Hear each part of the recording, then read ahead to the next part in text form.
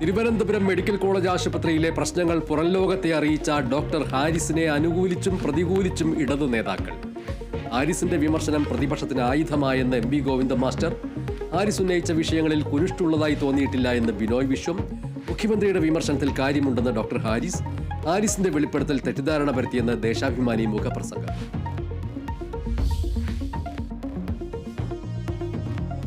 PS അച്യുതാനന്ദന്റെ ആരോഗ്യനില മാറ്റമില്ലാതെ തുടരുകയാണെന്ന് മെഡിക്കൽ ബുള്ളറ്റിൻ. വെന്റിലേറ്ററിൽ തുടരുന്നുവെന്ന് ഡോക്ടർമാർ. PS സന്ദർശിച്ച നേതാക്കൾ. PS ആരോഗ്യത്തിനായി പ്രാർത്ഥിക്കാമെന്ന് മന്ത്രി AK ശശീന്ദ്രൻ.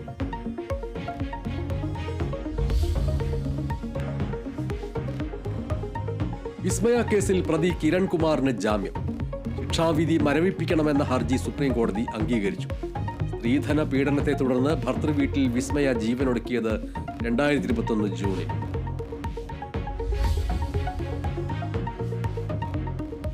ബത്തേരി ഹേമചന്ദ്രന്റെ കൊലപാതകത്തിൽ പുതിയ വെളിപ്പെടുത്തലുമായി മുഖ്യപ്രതി നൌഷാദിന്റെ വീഡിയോ സന്ദേശം. ഹേമചന്ദ്രന്റേത് ആത്മഹത്യയെന്ന് നൌഷാദ്. പ്രതികരണം വിദേശത്ത് നിന്ന് ഫേസ്ബുക്ക് വീഡിയോ വഴി. ആത്മഹത്യ ചെയ്തതിനാൽ മൃതദേഹം കുഴിച്ചിടുകയായിരുന്നു. നാട്ടിലെത്തിയാൽ പോലീസിന് മുന്നിൽ ഹാജരാകുമെന്നും നൌഷാദിന്റെ വീഡിയോ സന്ദേശം. ഞാനിവിടെ 2 മാസത്തെ വിസിറ്റിങ്ങിന് ജോലിക്ക് വന്നതാണ്.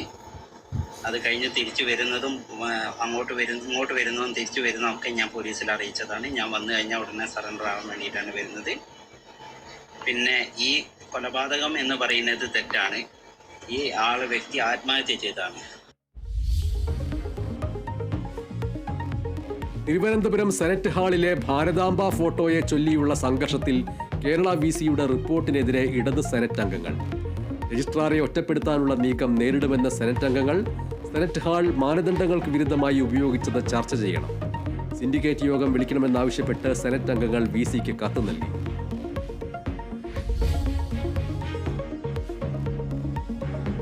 ടിബറ്റൻ ആത്മീയ നേതാവ് ദലൈലാമയുടെ പിൻഗാമിയെ പ്രഖ്യാപിക്കും. തനിക്ക് ശേഷം ബുദ്ധമത സമൂഹത്തെ നയിക്കാൻ ആത്മീയ നേതാവ് ഉണ്ടാവുമെന്ന് ദലൈലാമ. പ്രഖ്യാപനം ചൈനയുടെ എതിർപ്പ് കണക്കിലെടുക്കാതെ.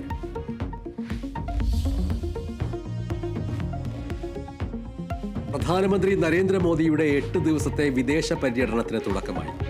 ആദ്യം ഘാനയിലേക്ക്. 5 രാജ്യങ്ങൾ സന്ദർശിക്കും. പ്രധാനമന്ത്രി സന്ദർശിക്കുക ആഫ്രിക്കൻ, ലാറ്റിൻ അമേരിക്കൻ രാജ്യങ്ങൾ. ബ്രസീലിൽ നടക്കുന്ന ബ്രിക്സ് ഉച്ചകോടിയിലും പങ്കെടുക്കും. പ്രധാനമന്ത്രിയുടേത് 10 വർഷത്തിനിടയിലെ ദൈർഘ്യമേറിയ വിദേശ പര്യടനം.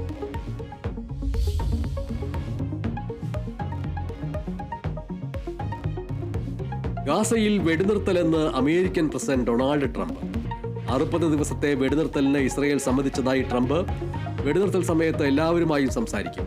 ഹമാസ് കരാർ അംഗീകരിക്കുമെന്ന് പ്രതീക്ഷിക്കുന്നതായും ട്രംപ്.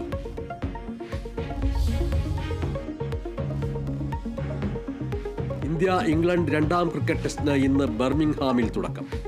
ആദ്യ മത്സരം പരാജയപ്പെട്ട ഇന്ത്യ ജയം തേടി ഇറങ്ങുന്നു. ജസ്പ്രീത് ബുംറ ടീമിലുണ്ടോ എന്നതിൽ തീരുമാനമായില്ല. പ്ലേയിങ് 11-ൽ മാറ്റമില്ലാതെ ഇംഗ്ലണ്ട്.